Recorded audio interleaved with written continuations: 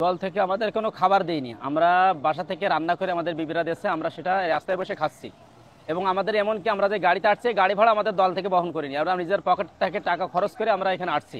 আমরা তো আসলে সব বাসার থেকে খাবার আনছি, কারণ অন্যান্য দল সব উপর থেকে আসে। আর আমাদের এমন একটা সংগঠন জামাত ইসলাম করি, যেখানে নিজের পকেটে টাকা দিয়ে, নিজের মেহনত টাকা দিয়ে আমাদের সংগঠন করতে হয়। আল্লাহ দিন প্রতিষ্ঠা করার জন্য আমরা খরচ করি।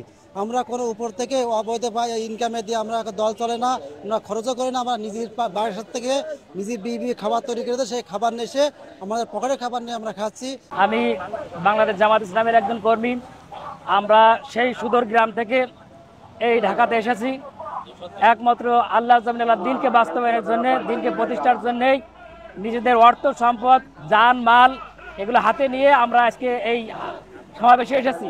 এবং আমাদের পকেটের টাকা দিয়ে আমাদের নাস্তা, তারপরে আমাদের খাবারগুলো এগুলো আমাদের কিনতে হয়েছে। আমাদের বাসা থেকে বিবিরা পাক করে দিয়েছেন, রুটি শুকনো খাবারের ব্যবস্থা করে দিয়েছেন, তৈরি করে দিয়েছেন। আমরা এগুলোর ব্যবস্থা করে নিয়ে আমরা এই ঢাকায় রওনা করছি আমাদের সমাবেশে। অন্য অন্য দল তো দুনিয়াবি স্বার্থে রাজনীতি করে, দুনিয়াবি স্বার্থ কিছু অর্থ পাবার জন্য রাজনীতি করে, কিন্তু আমরা একমাত্র আল্লাহ পাকের সন্তুষ্টের লোকেই এই দল করি, ইসলামী সংগঠন করি। ইসলামী সংগঠন এই জন্যই করি যে আল্লাহর জন্য দিনকে বাস্তবায়ন হবে এবং আল্লাহ পাকের সন্তুষ্ট অর্জন করতে পারবো। এই জন্যই পর্যন্ত যত প্রোগ্রাম হয়েছে, আজকের সমাবেশের ব্যতিক্রম। সারা দেশ থেকে নিজেদের উদ্যোগে, নিজেদের অর্থায়নে, নিজেদের পকেটের টাকা দিয়ে খাবার কিনে নিয়ে এসে যে যেখানে পারছে সেখানে বসে খেয়ে মাঠের দিকে ধারাবাহিকভাবে চলে যাচ্ছে। আপনি যদি একটু পিছনের দিকে তাকান, স্লোগানটা দেখবেন যে কীভাবে মানুষজন যাচ্ছে। এজন্য এটার বিষয়ে ইসলামের ব্যাপারে জামাত ইসলামের কর্মীরা যে আগ্রহী এবং ইসলামী শাসন প্রতিষ্ঠার জন্য সংসদে কোরআন নিয়ে, কোরআনের আইন বাস্তবায়নের জন্য সংসদে যাওয়ার যে উদ্যোগ গ্রহণ করেছে, আজকের সমাবেশ তার সফল একটা আয়োজন। আমাদের বিশ্বাস এই সফলতা কাঙ্ক্ষিত লক্ষ্যে, আল্লাহর রহমতে কাঙ্ক্ষিত লক্ষ্যে জামাত ইসলামী পৌঁছবে।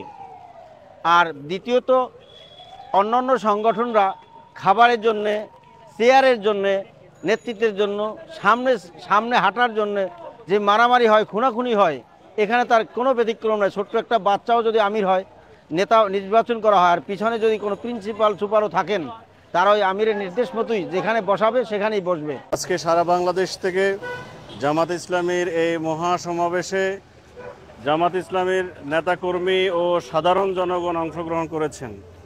আপনারা দেখতে পাচ্ছেন যে জামাত ইসলামের নেতাকর্মীরা সারা দেশ থেকে এসেই এখানে অনেকেই সকালের নাস্তা গ্রহণ করেছেন। আমরা যারা এখানে নাস্তা গ্রহণ করেছি, আমরা নিজস্ব পয়সায়, নিজস্ব অর্থায়নে, নিজের পকেটের টাকা খরচ করে আমরা এখানে খাবার খেয়েছি এবং অংশগ্রহণ করেছি।